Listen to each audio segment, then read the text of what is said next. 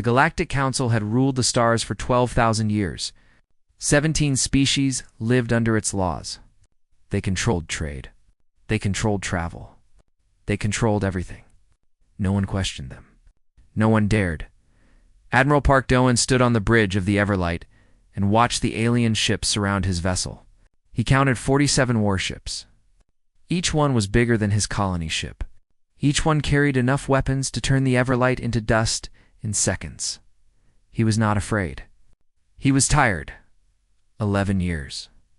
11 years he had been awake, guiding this ship through the empty void between stars.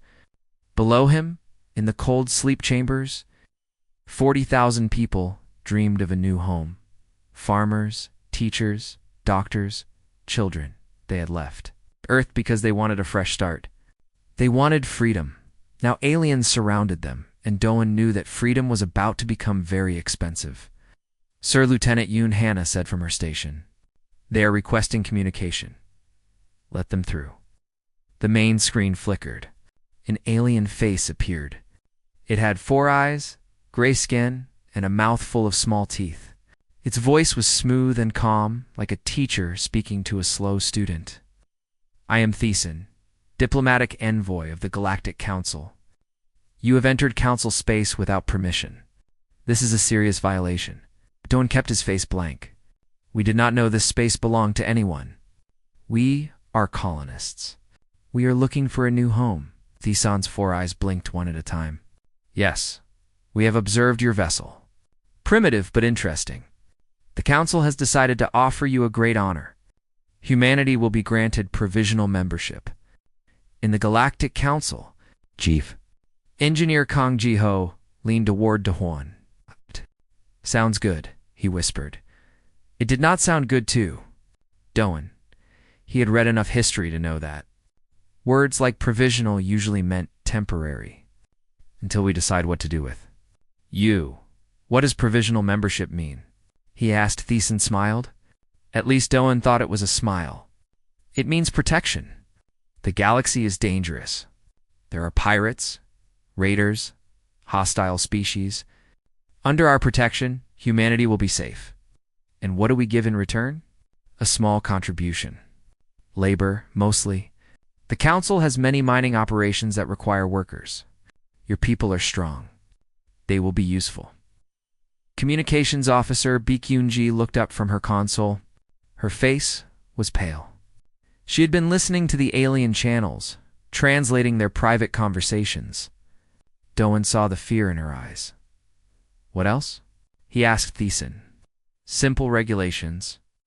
Population limits to prevent overcrowding. Genetic guidelines to ensure healthy breeding. Technology restrictions to maintain stability." Thiessen spread his hands. "These are standard terms. Every species accepts them. And if we refuse?" The alien's 4 eyes went cold. "Then you are alone. Alone against pirates. Alone against raiders. Alone against ... us." Doan understood. This was not an offer. This was a threat wrapped in polite words. "Accept slavery or die." "I need time to consider," he said. "Of course. The Council is patient. We will give you 3 standard cycles." Thiessen paused. "But Admiral, I should warn you. In 12,000 years, no species has refused our generosity. Those who tried, well, they are no longer here to discuss their choice." The screen went dark. The bridge was silent. Everyone looked at Doan. He could feel their fear. He could feel their hope. They wanted him to find a way out, to save them, to perform some miracle. He had no miracles. He had only a colony ship with no weapons and 40,000 sleeping people who trusted him with their lives. "Yanji," he said quietly, "what did you hear on their channels?" She swallowed hard. "They are already dividing us, sir. They are discussing which species gets how many workers. They talked about separating families to prevent rebellion. They mentioned breeding programs." Jiho's hands clenched into fists. "Animals. They see us as animals. They see us as resources," Dr. Lim Soyoung said. She had been quiet until now, standing in the corner with her arms crossed. "I studied their transmissions too. This is what they do." They find young species, offer them protection, and slowly absorb them. Within 3 generations, those species forget they were ever free. Hannah turned to Doan. Sir, what do we do? We cannot fight them. We have no weapons. We have no allies. We have nothing. Dohan walked to the viewport and looked out at the stars. Somewhere out there was the planet they had dreamed of. Green hills, blue oceans, a place where children could run under an open sky. His daughter was in those sleep chambers. She was 7 years old when they left Earth. She would be 7 years old when she woke up, expecting her father to have found her a home. What kind of home could he give her? A mining colony? A breeding facility? A life of slavery under alien masters. He thought about his grandfather, who had lived through occupation. He thought about his mother, who had rebuilt her life after war. They had taught him one simple truth. Some things are worse than death. Navigation, he said. How far are we from our destination? Cho Min-hee checked her charts. 8 months at current speed, sir. And how long until the council's deadline? 3 days. 3 days to decide the fate of humanity. 3 days to choose between slavery and extinction? Doan turned back to his crew. They were scared. They were tired. They had been awake for 11 years, far from home, carrying the hopes of 40,000 people. They deserved rest. They deserved peace. Instead, they would get war. We have 3 days, he said.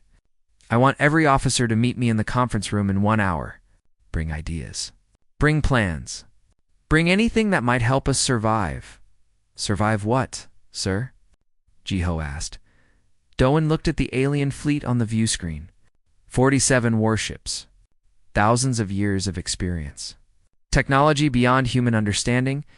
Everything, he said. We are going to survive everything. He walked off the bridge. Behind him, his crew began to work. They did not know what they were planning. They did not know if it would work. But they knew one thing.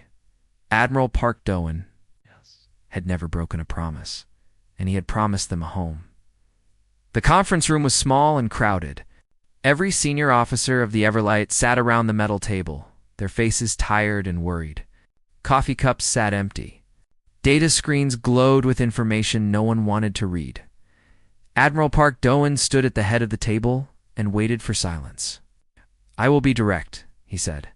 The Council does not want allies. They want slaves. If we accept their offer, our children will work in their mines. Our grandchildren will forget we ever came from Earth. Our people will disappear into their empire like water into sand. No one argued. They had all seen the transmissions. They had all heard the truth. So we refused, Doan continued. But refusing means war. A war we cannot win. Chief Engineer Kong Ji-ho raised his hand. Sir, the Everlight has no weapons. We were built for peace. We have strong engines and thick hull plating, but nothing that can fight a warship. I know. Your smallest ship could destroy us in minutes. I know. Dr. Lim Soyoung leaned forward. Then what is the plan? We cannot fight. We cannot run. Their ships are faster than ours. Navigation Officer Cho Min-hee cleared her throat. Everyone looked at her. She was young, the youngest officer on the bridge, and she rarely spoke in meetings. But her eyes were sharp, and her voice was steady. We can run, she said, just not in a straight line. She touched her data pad, and a holographic map appeared above the table. Stars and planets floated in the air, connected by lines of light. I have been mapping this region for 11 years, Min-hee explained. Every asteroid, every nebula, every strange pocket of space. I know things the Council does not know. She pointed to a dark area on the map. This is a stellar nursery. Young stars, high radiation, magnetic storms. Their sensors will not work properly inside. We can hide there. For how long? Hannah asked. Days. Maybe weeks? But that is not the real destination. Min-hee moved her finger to another spot, deeper in the darkness. This is... The area she pointed to was completely black. No stars. No planets. Nothing. The Council calls it the Dead Zone, Min-hee said.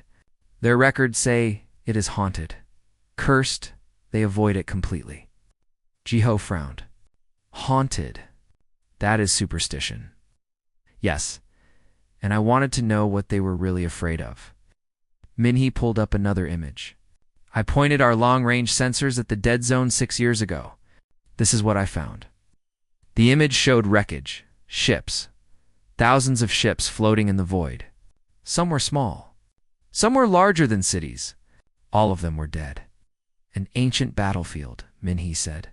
Someone fought a war here, long before the Council existed.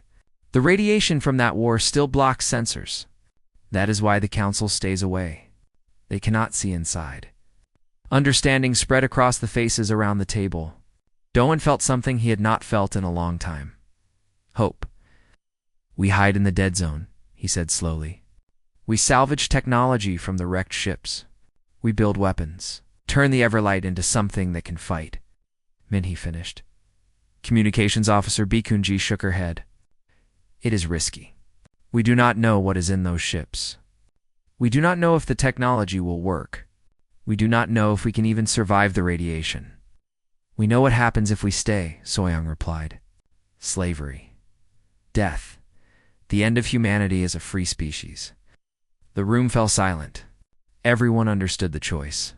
Certain slavery or uncertain survival. A life on their knees or a death on their feet. Doan looked at each officer in turn. He said, fear. He saw doubt. But beneath those things, he saw something stronger. He saw anger. He saw pride. He saw the stubborn human refusal to surrender. We vote, he said. All in favor of running? Every hand rose. Good.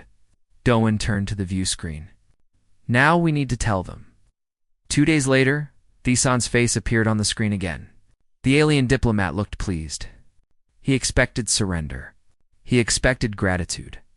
He expected humans to behave like every other species the Council had absorbed. Admiral Doan Thisan said warmly. Has humanity reached a decision? Doan stood straight. His uniform was clean. His face was calm. Behind him, every officer stood at attention. We have, Dohan said. Excellent. The Council is prepared to welcome you. Transport ships will arrive within.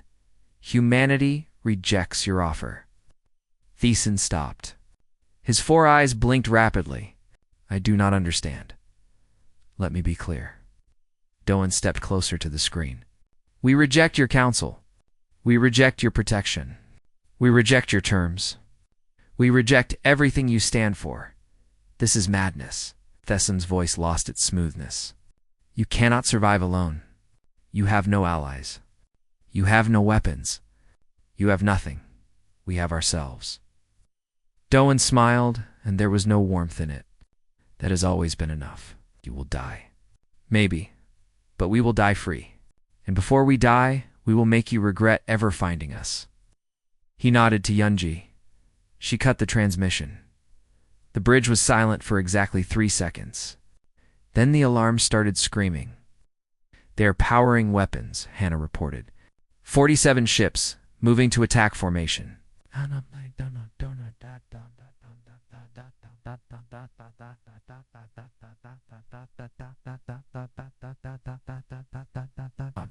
Get us out of here. Minhee's fingers flew across her console. The Everlight groaned as its engines fired at full power. The ship turned, pointed toward the darkness, and ran behind them. The Council fleet gave chase. Energy weapons flashed in the void. The Everlight shook as near misses exploded against its shields. Shields at 80%, Jiho called out. Entering the stellar nursery in 4 minutes. Minhee replied, They are gaining on us, Hannah warned. Doan watched the tactical display. The Council ships were faster. They were closing the gap. In 10 minutes, they would be in optimal firing range. All power to engines, he ordered. Life support to minimum. Shields to rear only. Everything we have goes into speed. The lights dimmed.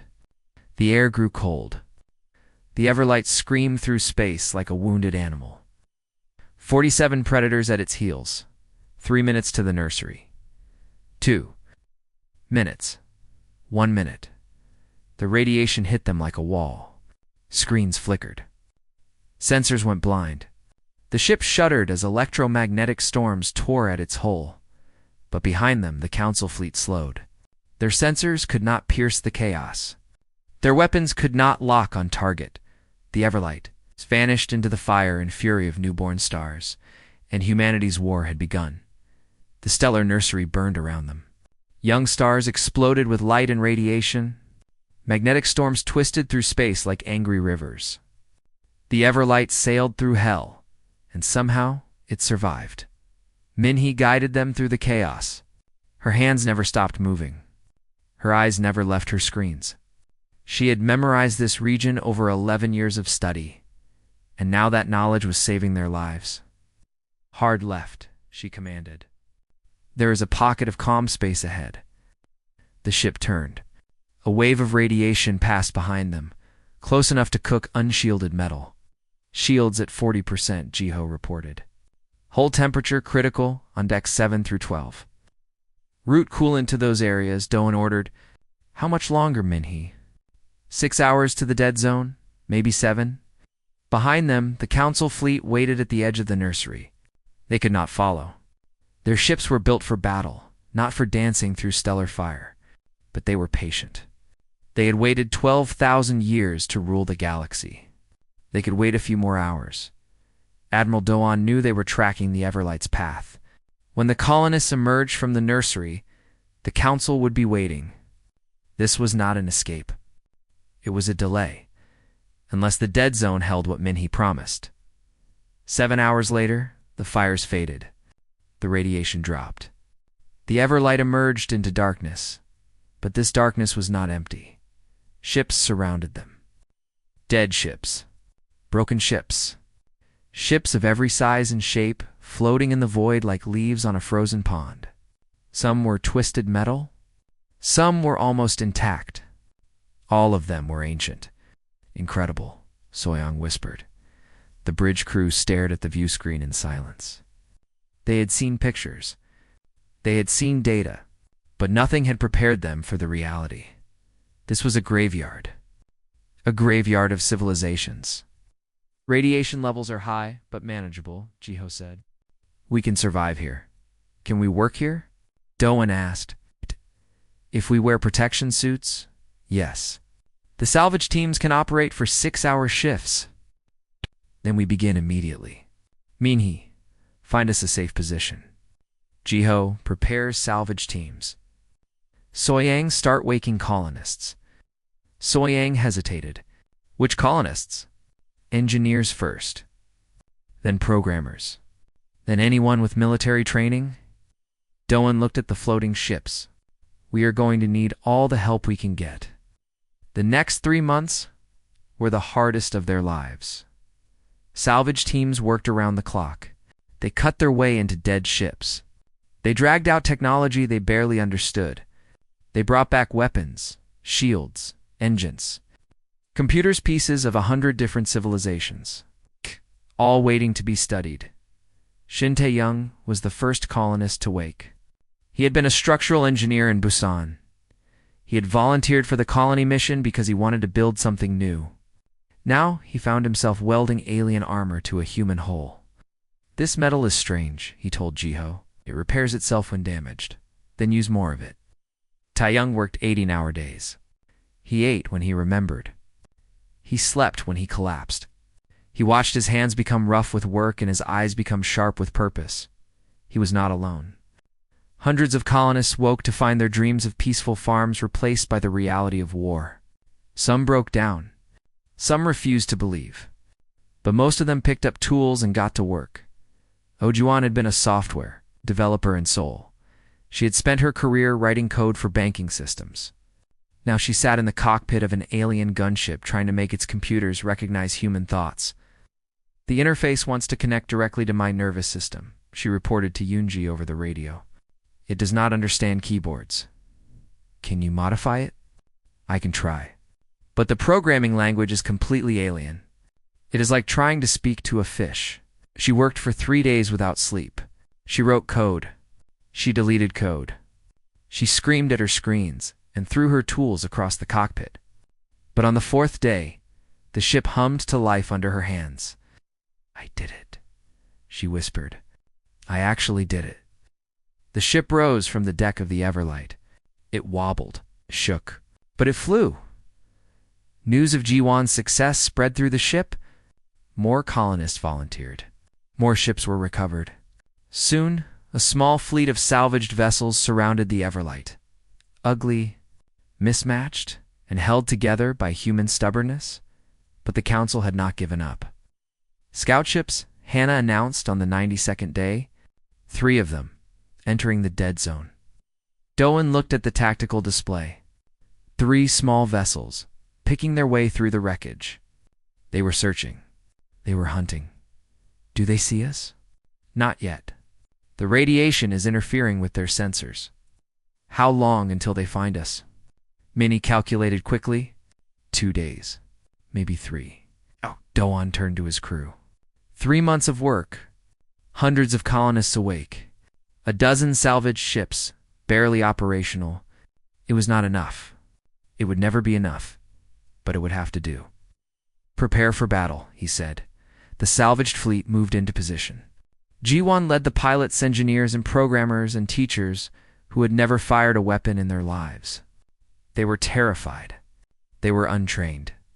They were human. The Council scouts entered sensor range. They saw the Everlight. They saw the salvaged ships. They prepared to transmit their discovery back to the main fleet. They never got the chance. Jiwan's ship fired first. The alien weapon she barely understood tore through the first scout like paper. The other pilots followed her lead.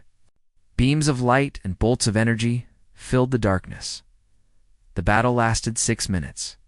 When it ended, 3 Council scouts floated dead in the void. Humanity had won its first victory.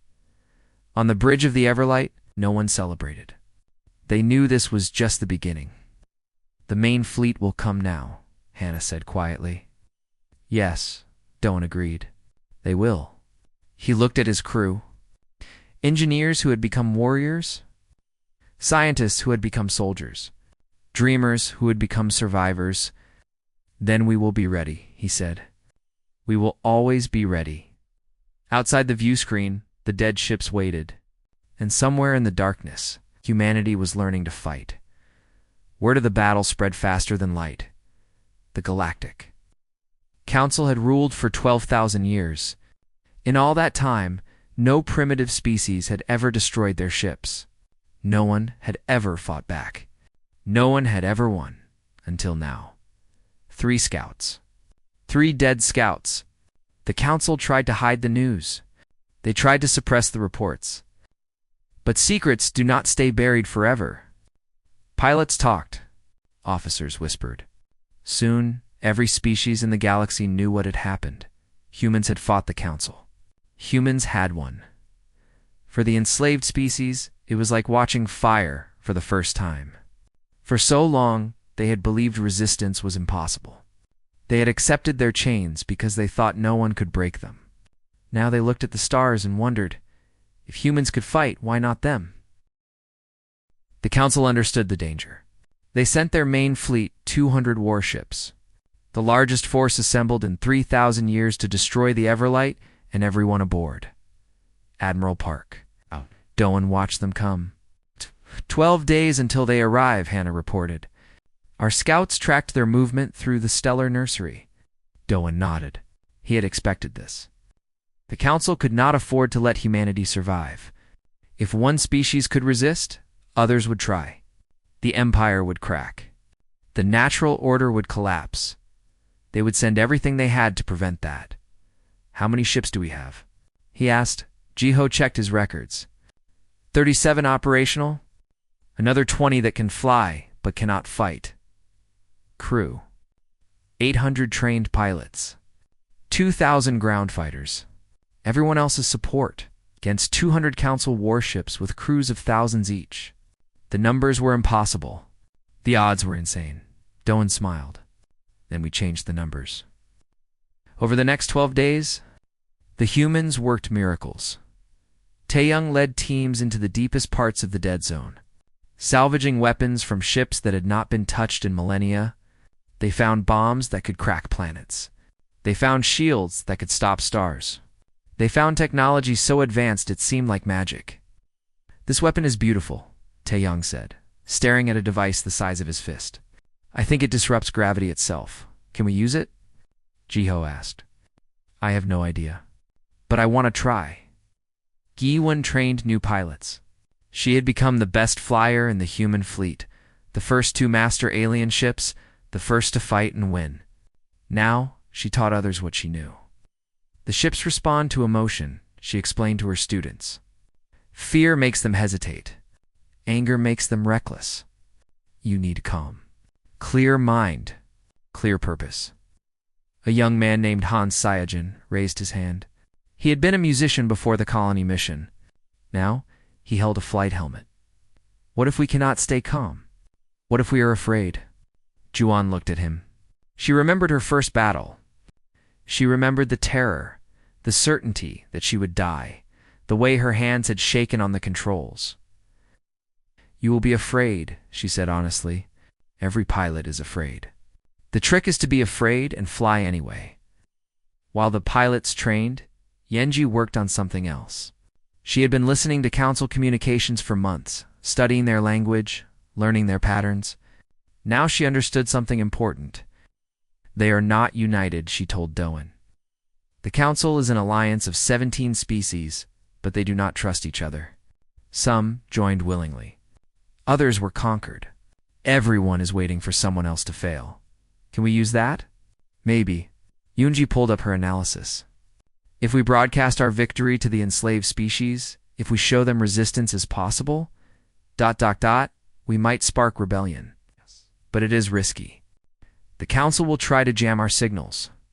And if the rebellions fail, the punishments will be terrible. Doan thought about the colonists in the sleep chambers. Thousands of people who had trusted him to find them a home. Children who would grow up in whatever world he created. He thought about Thiesen's offer. Provisional membership. Labor quotas. Breeding programs. A slow death of the spirit spread over generations. "Send the broadcast," he said. Send it everywhere. The message went out on every frequency. It carried images of the battle. It carried the story of the Everlight. It carried a simple statement. Humanity refuses to kneel. If you want freedom, fight for it. The council fleet arrived 3 days early. They came in force 200 warships arranged in perfect formation. Weapons charged, shields raised. They expected to find a ragged band of refugees hiding in wreckage. They found a fortress. The humans had turned the dead zone into a maze of traps and defenses. Salvaged ships waited in ambush positions. Ancient weapons pointed at every approach. The Everlight sat at the center, transformed from a colony ship into a battle station. Admiral Doan stood on the bridge. Around him, his crew waited at their stations. They had trained for this. They had prepared for this. They were ready. "All ships, this is Admiral Park," he broadcast. "Today, we fight for our future. Today, we show the galaxy what humanity can do. Today, we refuse to surrender." He paused. On every ship, humans listened. Pilots gripped their controls. Soldiers checked their weapons. Engineers monitored their systems. "They think we are weak because we are young," Dohan continued. "They think we are primitive because we come from one small planet. They think they can crush us because they have crushed everyone before." His voice hardened. "They are wrong. We are not weak. We are not primitive. And we will not be crushed. We are human. And today, the galaxy learns what that means." The council fleet opened fire. The Battle of the Dead Zone began. It lasted 17 hours. Ships burned. People died. The darkness lit up with weapons that had not fired in 10,000 years. Human pilots flew into impossible odds and fought with everything they had. Giwan led her squadron through the heart of the council formation, drawing fire, creating chaos. Seojin, the musician, destroyed 4 enemy ships before his own was crippled. Taeyong's gravity weapon tore a council cruiser in half by dawn. If dawn had any meaning in the void, the council fleet was broken. 90 ships destroyed. 50 more damaged beyond repair. The survivors retreated, their formation shattered, their confidence broken. Humanity had lost 12 ships, 800 people, heroes who would never see the home they had fought for, but they had won. On the bridge of the Everlight, Doan watched the enemy retreat. His uniform was stained with sweat. His hands were shaking. He had not slept in 3 days. Casualties report, Hannah said quietly.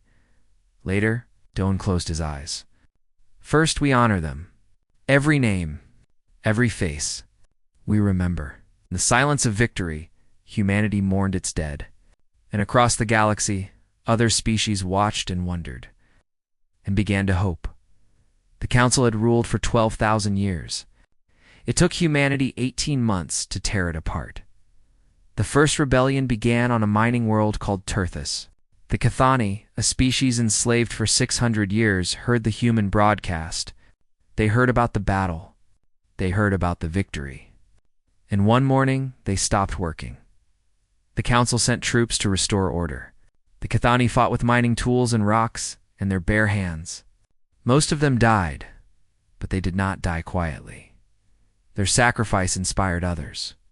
The Mirathi lower classes rose against their own rulers. The Thessari shipyards went on strike.